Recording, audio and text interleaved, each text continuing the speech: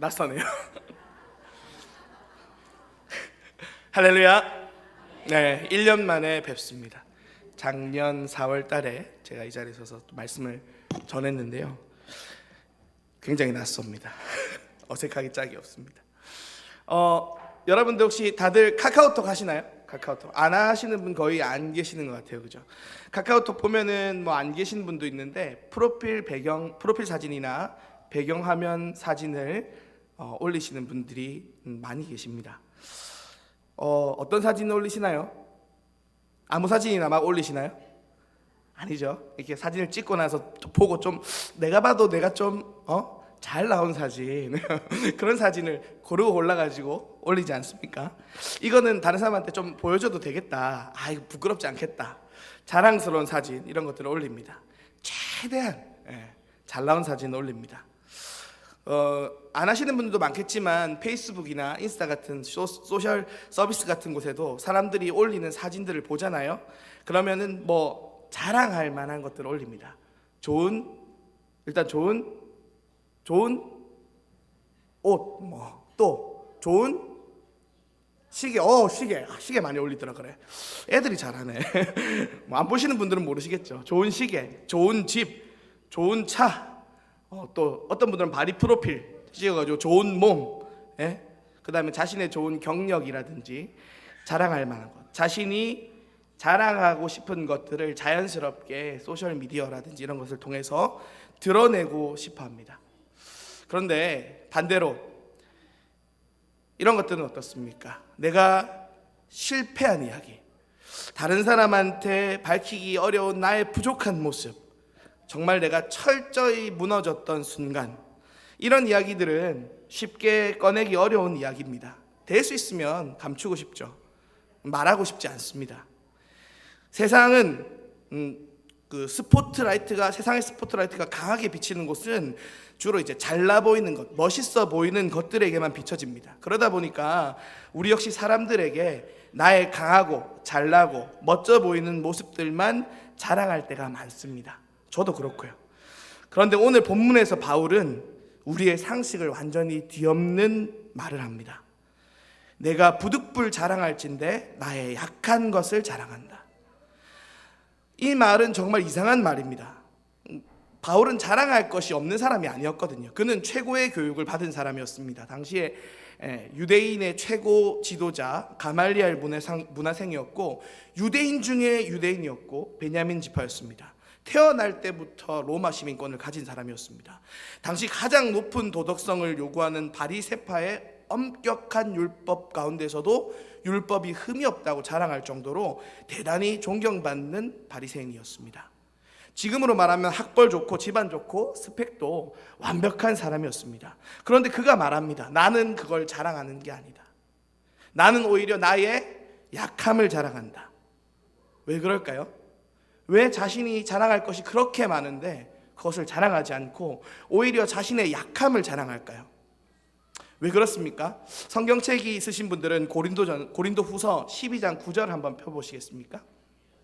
12장 9절 말씀을 다 같이 한번 읽으실 수 있는 분들 읽어보도록 하겠습니다. 시작. 나에게 이르시기를 내 은혜가 내게 족하도다. 이는 내 능력이 약한 데서 온전하여 짐이라 하신지라.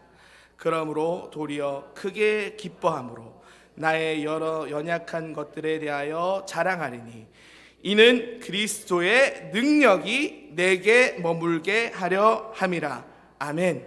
아멘.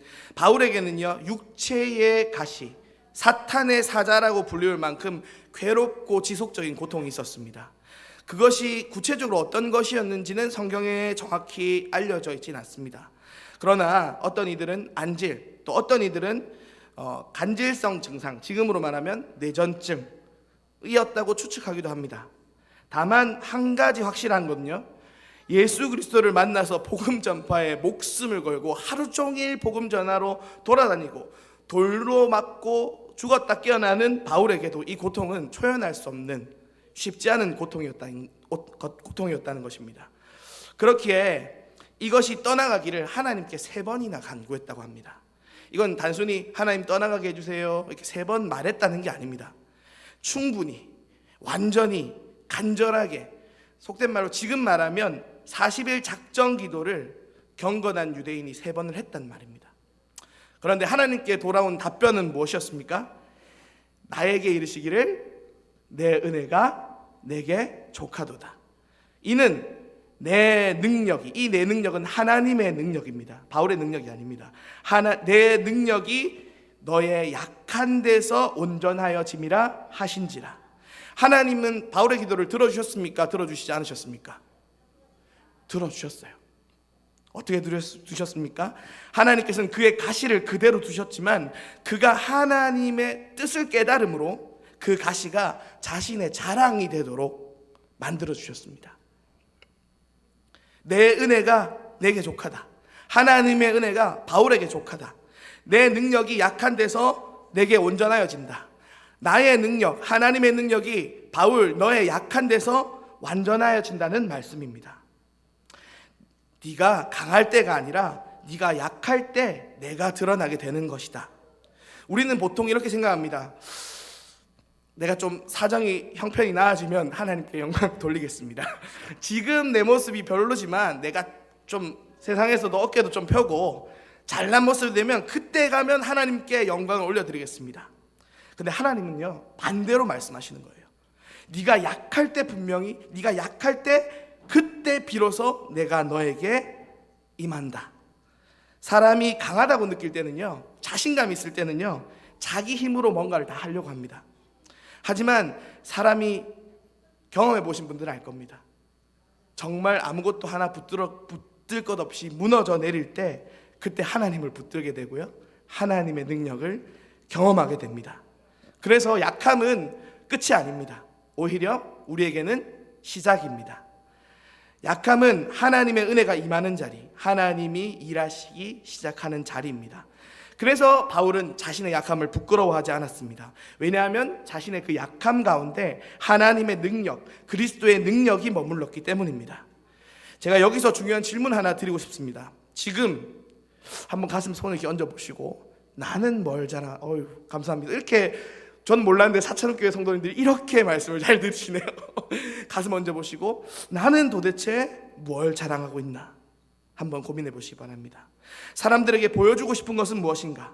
사역의 열매인가? 성경적 지식인가? 기도로 인한 영적 체험인가? 도덕적 성실함인가? 남보다 나은 헌신인가? 그러나 이런 것들은요 어느 순간 하나님에 대한 감사가 아니라 내가 다른 사람보다 좀 나은 신앙생활을 하고 있다는 자기 확신으로 변질되기도 합니다. 그리고 반대로 우리 삶에도 바울과 같은 가시가 있을 수 있습니다.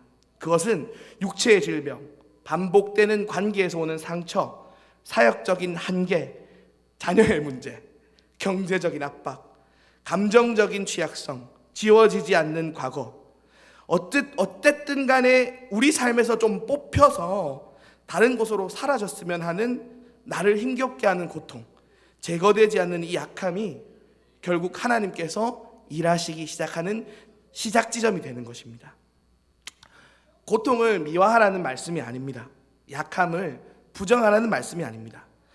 고통은 여전히 고통입니다. 심지어 바울도 그 고통에서 벗어나기를 간구했습니다. 그러나 우리의 신앙은 여기서 한 걸음 더 나아가서 하나님의 일하심을 기대하고 바라봐야 될 줄 믿습니다. 왜냐하면 하나님께서는 여러분들이 숨기고 싶고 부정하고 싶고 버리고 싶은 그 지점에서 일하시기를 원하시기 때문입니다. 지금 이 시간에도 하나님께서 말씀하십니다. 이는 내 능력이 너의 약한 데서 온전하여 짐이라 하신지라. 그렇다면 우리는 어떻게 합니까? 약함을 자랑하려면 먼저 해야 될 일이 있습니다. 자신의 약함을 인정하고 그것을 하나님께 내려놓는 것입니다. 수고하고 무거운 짐진 자들아 다 내게로 오라. 내가 너를 쉬게 하리라. 이게 쉽지는 않습니다. 왜냐하면 자신의 약함을 인정하는 순간 자신을 부정하게 되고 자신이 무너져 내리기 때문입니다. 그러나 하나님 저는 약합니다. 이건 제 힘으로 안 됩니다. 진심으로 고백하고 하나님께 나아가는 순간, 그 순간 그 약함은 더 이상 나의 짐이 아니라 하나님과 교제하는 통로가 됩니다. 그리고 놀라운 일이 하나 더 있습니다.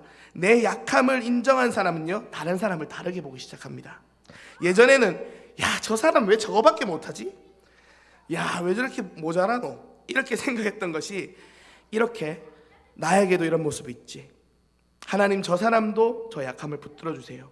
자신의 약함을 가지고 씨름해 본 사람들은 다른 사람들을 쉽게 정죄하지 않습니다. 오히려 그 아픔을 알기 때문에 긍휼한 마음으로 그들을 바라볼 수 있는 눈이 생기게 됩니다. 판단은 줄어들고요, 기도가 늘어나게 됩니다. 세상은요, 여전히 강한 사람을 자랑합니다. 그리고 하나님은 약한 자를 통해 일하십니다. 우리의 자랑은 내가 얼마나 잘났는지가 아닙니다. 우리의 자랑은 연약한 나를 붙드시는 하나님의 은혜입니다. 부족한 나를 통해 일하시는 그리스도의 능력입니다.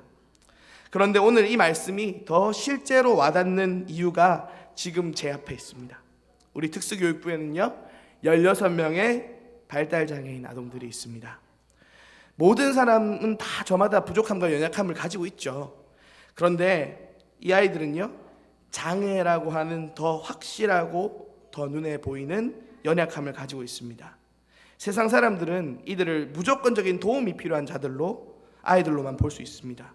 그러나 오늘 여러분들이 보신 것처럼 이 아이들은 그 연약함 가운데서도 하나님께 찬양과 영광을 올려드립니다. 조건이 완벽해서 찬양하는 것이 아닙니다. 모든 것이 갖추어져서 하나님께 영광을 돌리는 것이 아닙니다. 연약한 그대로, 부족한 그대로, 그 모습 그대로 하나님께 나아가 찬양합니다. 특수교육부 교사로서 4년차, 사역자로 1년 반을 지나면서 이들과 부대끼면서 제가 오히려 배우는 것들이 더 많습니다. 무엇을 배워야 할까요? 연약함 그대로 하나님께 나아가는 믿음입니다. 숨기지 않고 포장하지 않고 있는 모습 그대로 하나님께 나아가는 신앙입니다. 저는 우리 사천읍교회가, 아니 우리 특수교육부 부서 모두 이 아이들을 단순한 연민이 아니라 사랑으로 섬기고 함께 걸어가는 공동체가 되기를 바랍니다. 사랑하는 성도 여러분, 오늘 본문에서 바울은 무엇을 자랑합니까? 그는 그 자신의 약함을 자랑합니다. 자신의 학벌을 자랑하지 않습니다. 자신의 신분을 자랑하지 않습니다. 재산이나 성공을 자랑하지 않습니다. 바리새인으로서 흠이 없을 만큼 살아왔던 자신의 도덕성을 자랑하지 않습니다.